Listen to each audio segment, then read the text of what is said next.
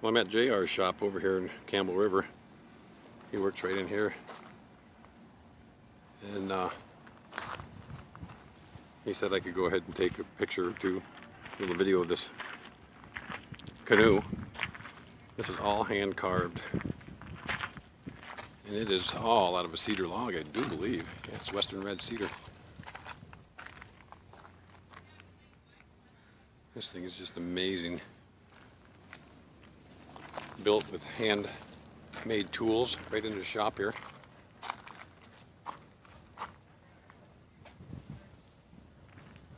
And JR is one cool guy. I just had to show you this.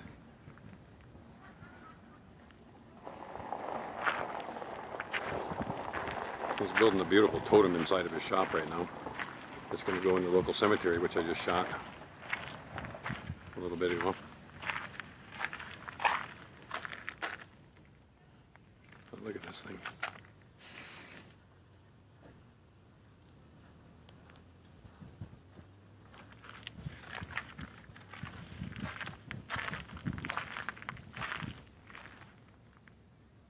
I hope to show you some more of his work here soon.